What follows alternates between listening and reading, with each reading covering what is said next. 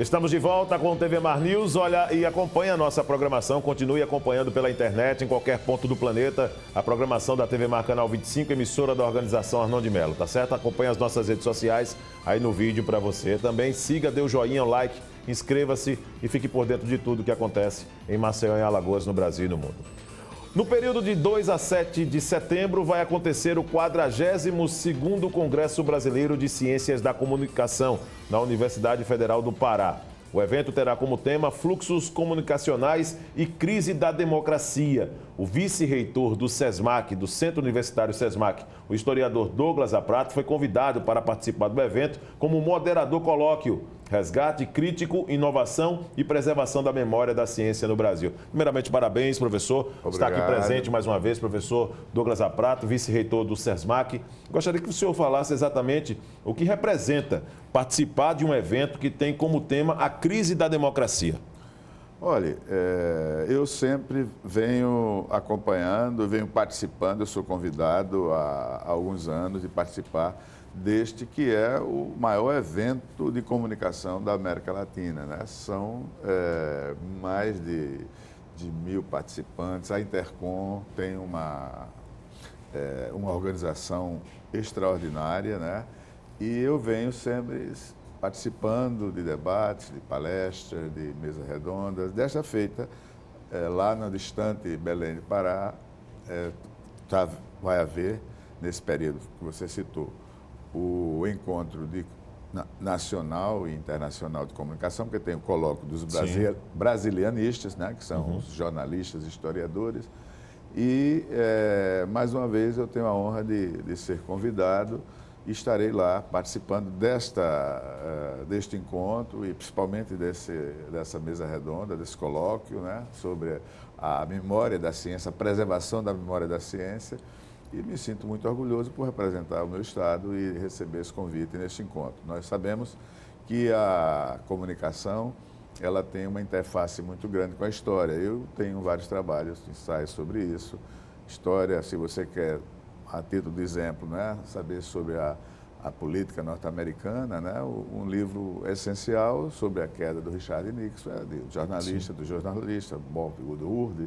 Né? Se você quer saber sobre a Revolução Soviética, o livro melhor é o livro, né, do Reed, John Reed, né, sobre a queda do czar e a ascensão do bolchevismo lá na União Soviética. Então, há uma interface muito grande e lá atrás, né, com Heródoto, ele deve ter sido também jornalista, porque ele viajava e ia anotando os dados das culturas novas, dos países novos, dos povos diferentes e foi o criador da história. Da mesma forma, o jornalismo, a comunicação, que hoje passa por uma mudança muito profunda, nós sabemos, não apenas o jornalismo, mas tudo no mundo, né? Todas as ciências passam por essa mudança, mas, sobretudo, na área de comunicação, nós sabemos que com o universo digital, né, com a digitalização, com essa quarta onda, né, que foi prevista lá atrás, né, isso tem mexido muito com os meios de comunicação, com as redes sociais, etc.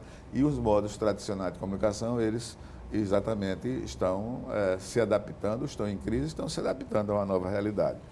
Então, eu estarei lá e o tema desse colóquio, qual eu vou participar dos outros, mas desse mais ativamente, é exatamente essa questão da preservação da memória da ciência.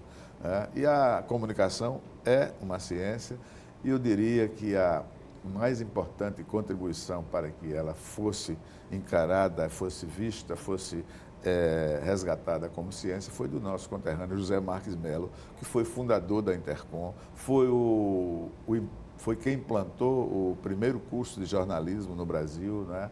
Era uma autoridade internacional, deixou vários livros, é um orgulho muito grande ter privado da amizade, ter sido inclusive meu orientador num curso de pós-doutorado lá na universidade da qual ele, ao deixar a USP, mas se aposentar, ele participava, e privar da sua amizade, porque efetivamente ele foi um gigante da comunicação. Não se pode falar em jornalismo, em comunicação no Brasil, e eu acho também no exterior, sem lembrar a figura de José Marques Melo. Doutor Douglas, o evento ele deve reunir cerca de 4 mil pesquisadores. Na sua opinião, qual o cenário da pesquisa e da ciência hoje no Brasil diante desse processo, que é quase uma mutação que muitas vezes as pessoas colocam? Olha, nós, como nós dissemos antes, passamos por um mundo de profundas mudanças, né? E na sua área de comunicação, a mudança é visceral, né? Que nós temos. Então, na área da ciência, em qualquer aspecto, essa mudança também se efetiva. Também na minha área da história, na minha área de educação. Então, a educação está passando por isso também, né? Com o ensino à distância, com o ensino virtual. Eu tenho um mestrado no SESMAC de biotecnologia com a Universidade do Ceará, do qual é um ensino online. Então, nós não podemos deixar, O que você precisa ter e não esquecer é que não se faz nada que não tenha o homem atrás, o profissional atrás. Você criar o espaço de trabalho, porque o mundo não é dos robôs. Naquela guerra dos robôs, do Isaac Asimov, ou do Exterminador do Futuro, ele é uma coisa muito ficcional, porque você tem que saber que por trás de qualquer máquina você tem que ter o homem. Você tem essa beleza aqui de máquina que é a televisão, esse programa da TV Mar, mas por trás desse programa, sem você ele não funciona, sem a câmera não funciona, sem os operadores não funciona, sem toda uma infraestrutura logística para que esse programa vai ao ar, não adianta. Você tem várias máquinas e você pode ter a máquina, o robô, a digitalização que quiser, mas sempre vai ter necessidade do homem. Então, na verdade, é uma transformação. Eu encaro esse congresso exatamente. Há uma tensão no ar, há todo o impacto, toda uma ansiedade, todo um medo, porque é um mundo novo que nós vivemos, é um mundo virtual, né? Nós vivemos um mundo virtual. E, evidentemente, que eu tenho certeza que este congresso ele está apreciando exatamente essas mudanças que ocorrem na área da ciência e da comunicação. Nós sabemos, com relação a essa questão da memória da ciência, que a ciência brasileira ainda não tem uma pujança muito forte, mas ela tem uma história, tem uma memória. Ela que começou, e a gente vai colocar nos livros, começou no final do século XVIII, e quando Dom João VI veio para o Brasil, e trouxe toda aquela corte com cientistas, etc., com os holandeses tiveram alguma coisa, e nos esquecemos muitas vezes que antes deles, antes dos europeus, nós tivemos também uma ciência nativa, uma ciência indígena. Nós achamos os povos primitivos, nós achamos os povos, claro que eles estavam ainda numa pré-história dentro, mas eles tinham e têm, os índios, os negros que vieram também como escravos, uma ciência. Se você, como se construiu Palmares, aquelas paliçadas que resistiram a mais de 60 investidas dos europeus, dos holandeses, dos espanhóis, dos portugueses, dos senhores de terra, resistiu. Então, houve uma ciência em edificar uma paliçada que resistiu durante muito tempo e caiu depois sob o troar dos canhões. E os índios? Muito antes. Você tem a medicina indígena, ainda hoje, eu estive no Amazonas há alguns meses atrás, e eu estive vendo os perfumes que são produzidos, os remédios que são produzidos. Aquilo é um celeiro. A Amazônia é uma reserva extraordinária da natureza, que é um bem do Brasil. Então, o índio conhece, é o índio que sabe aquilo. Aqui nós temos as nossas tribos, o Jorge Vieira faz um trabalho muito interessante, e a gente sabe que existe a ciência indígena, mesmo não sendo a ciência oficial, porque você tem a ciência oficial, a gente não deve considerar apenas que o europeu trouxe a ciência. O índio tem a ciência, tinha e tem, o negro tinha também a sua ciência, tinha e tem a sua ciência, como eu fiz nesses exemplos. Então, essa memória, o que é que nós temos da ciência no Brasil? Nós vamos, exatamente, estudar na academia. A academia é o centro que produz ciência. Qualquer universidade, qualquer centro universitário, qualquer faculdade que aspira a ser uma instituição universitária de qualidade, ela tem que se afirmar como produtora de ciência. Ela tem que ter estímulo, iniciação científica, projetos de pesquisa. E então vai se avaliar exatamente dentro da ciência da comunicação. Isso é uma outra coisa que aí o leigo... Mas como o jornalismo, a comunicação tem a ver com a ciência? Claro, a ciência da comunicação, em tudo, existe uma ciência. Sim. A gente sabe que qualquer área que se organizar ou se quer ter um trabalho apresentável, ela tem que se munir da comunicação, né? A medicina, ela tem que, o médico tem que comunicar, né? Os órgãos oficiais de medicina têm que comunicar à grande sociedade por que aquele remédio dá certo, por que aquele remédio não dá, por que determinada doença age assim, quais são. Ela tem todo o esforço científico para estudar a doença, estudar determinada situação, ele tem que ser comunicado de forma clara, de forma que o público saiba, né, de evitar uma epidemia, tomar determinadas atitudes. Se você vai para a engenharia, da mesma forma, as inovações tecnológicas que hoje estão muito fortes na engenharia, elas precisam ser apresentadas também para o grande público por alguém que saiba da ciência da comunicação. A comunicação faz parte hoje do mundo que nós vivemos e ela sempre fez. Era feita de uma forma diferente, mas sempre fez. A forma de se comunicar, até nos brasões, nasquelas flamas das guerras, né? Cada estandarte daquele, cada brasão daquele significava de uma família, de um clã, de um país. Então, em tudo existe a comunicação. Só que hoje ela está numa era... Na era da virtualidade, na era da digitalização, na era dos computadores, na era dos robôs, e isso atinge a todas as áreas da ciência. E há um diálogo muito grande entre toda a ciência. Então, a medicina precisa da engenharia para produzir o seu equipamento, para produzir os instrumentos da operação da medicina, né? A engenharia precisa da matemática, né? E todos os outros precisam também da comunicação. Daí porque a comunicação é ciência da comunicação. Isso foi uma luta muito grande do Zé Marques de Mello, né? E a gente sabe que o mundo das ciências hoje atravessa isso. E a preservação da memória, porque é importante a gente ter preservado quem foram os grandes cientistas, quem apresentou para o Brasil, colocou descobertas científicas, né? Onde é que funciona. Então, a gente viu o incêndio do museu, muitas vezes a gente não tem exatamente o apreço pela preservação da memória, que é muito da área de história, mas ela tem todos, porque ali, naquele Museu Nacional, você tinha todo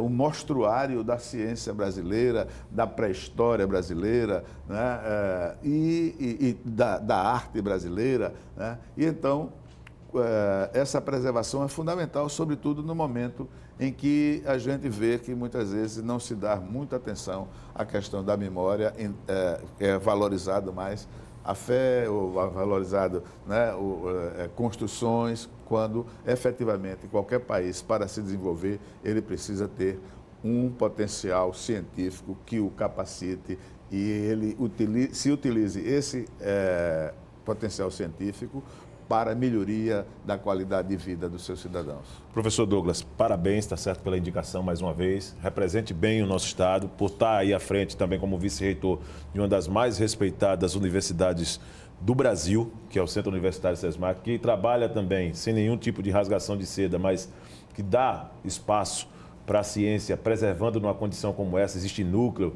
de preservação da memória indígena, que é citada aí pelo professor Douglas Zaprato, que é muito bem comandada lá também pelo professor Jorge Vieira. E para um evento como esse, em caráter internacional, desejo boa sorte como moderador, como mediador, e volte outras vezes aqui no programa. Muito obrigado pela oportunidade. Conversamos então com o professor Douglas Zaprato, ele que estará no Congresso Brasileiro de Ciências da Comunicação da Universidade Federal do Pará, nos dias 2 a 7 de setembro, representando muito bem o estado de Alagoas, né? Muita qualidade que está sendo discutida no aspecto tecnológico, principalmente nas questões voltadas à democracia. Estão abertas as inscrições para o 15º Congresso Nacional das Associações Pestalozzi, que tem como tema 93 anos, superando desafios na construção da autonomia. Fernando Palmeira chega conosco para trazer mais informações. Não é isso? Vamos lá. O professor Pestalozzi, do tempo lá de Allan Kardec, um altruísta, um homem que estava sempre preocupado com vítimas de guerra, por exemplo, crianças, e deixou para o mundo inteiro esse legado fantástico que aqui em Maceió temos. São 93 anos de Pestalozzi e tem um evento importante para comemorar essa data. Aqui, a Pestalozzi comemorando seus 93 anos, superando desafios também na construção da autonomia. Vamos saber mais detalhes sobre esse evento comemorativo. Eu estou aqui com a presidente da Pestalozzi das Alagoas e particularmente de Maceió, Tereza Amaral. Presidente, é muito tempo, é muita história, é muita coisa maravilhosa deixada por Pestalozzi e essa obra está aqui viva, com a participação de todos e nessas comemorações, 93 anos dessa obra. É sim, 93 anos que a Pestalozzi existe no Brasil, 43 em Maceió. Imagina, né?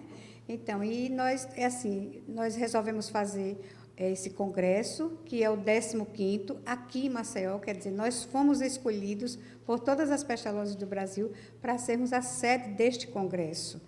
E é um desafio para nós, porque somos nós que vamos preparar tudo, né? E nós queremos fazer o melhor. O congresso é o 15º Congresso Nacional das Associações Pestalozzi. E temos aí uma programação vastíssima com convidados especiais. Bom, não vamos resumir, porque a programação é realmente muito forte, muito cheia de conteúdo e muito importante para a participação de toda a sociedade. É sim.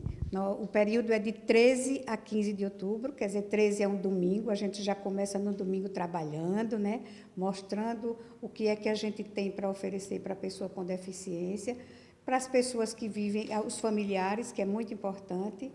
E é isso aí, começa no domingo e termina na terça. Domingo de manhã nós estamos fazendo credenciamento e aí é 10 horas, a partir de 10 horas já começa com a palestra. Estudantes e o público em geral poderão participar, submeter inclusive trabalhos científicos e fotográficos. Como tem os certames aí?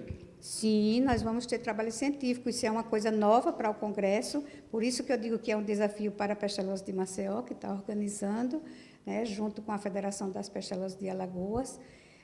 E é isso, vocês podem apresentar qualquer trabalho, tanto de fotográfico como científico. Nós temos uma comissão científica que vem de Brasília, do Rio de Janeiro e de Maceió, para poder ver quais são os melhores, né, e colocar nos anais. Esse 15º Congresso Nacional de Associações Pestalozzi acontecerá, como foi dito aqui, de 13 a 15 de outubro, lá no Centro de Convenções Ruth Cardoso, sempre a partir das 8 horas até as 18 horas, o dia inteiro. Então, aí, vamos convidar, vamos lembrar para o pessoal se programar e participar. Pois é. Então, nós estamos convidando todas as pessoas que têm interesse em trabalhar com pessoa com deficiência, faculdades, estudantes, professores, todo mundo que tem, o interior também, as cidades circunvizinhas, quem quiser pode participar. Nós estamos prevendo para 1.000 pessoas o congresso nosso, e nós vamos colocar 1.000 pessoas dentro do Centro de Convenções. E você também é convidado, essa sequência maravilhosa, quase secular, do professor Pestalozzi, vem da França, e é um gesto de amor ao ser humano, à dignidade da pessoa humana, à defesa do ser humano, às vítimas das guerras. E esse trabalho continua ao longo desse tempo e cabe a cada um de nós participarmos e elevar cada vez mais e dar continuidade a esta grande obra. Com as imagens de Chico Nogueira, Fernando Palmeira para a TV Mar da organização, Arnon de Melo no canal 25 da NET. Muito bem, meu querido Fernando Palmeira, trazendo aí informações aqui no TV Mar News. E antes do intervalo, a notícia que deixa pelo menos todo mundo numa condição de regularidade para o dia a dia nas questões de deslocamento e mobilidade urbana é que acabou a greve dos servidores da Veleiro, dos funcionários da Veleiro, né, os motoristas, cobradores e dos funcionários de uma maneira geral, diante de uma paralisação de 2 dias. Ontem à noite, depois de mais uma assembleia, ficou definida a continuidade das atividades e hoje pela manhã os serviços eles acabaram sendo restabelecidos da empresa Veleiro, ou seja, os ônibus voltaram a circular aqui em Maceió. Nós vamos agora a um rápido intervalo. Na volta, o último bloco do TV Mar News, nós vamos trazer mais informações com a participação de Alexandre Lino e muitas outras novidades aqui no estúdio. Voltamos já.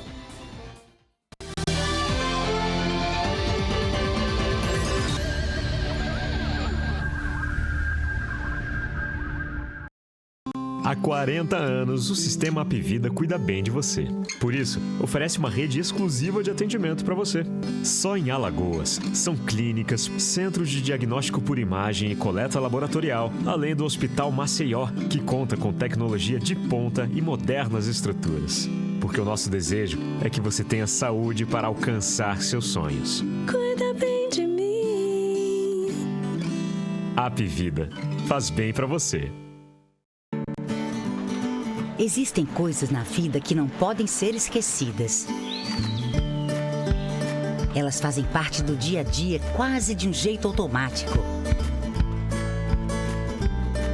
São fundamentais. Assim é a sua saúde. Não esqueça nem deixe para depois. Mantenha as vacinas em dia. Prefeitura de Maceió. Cuidar bem de Maceió é cuidar bem de você.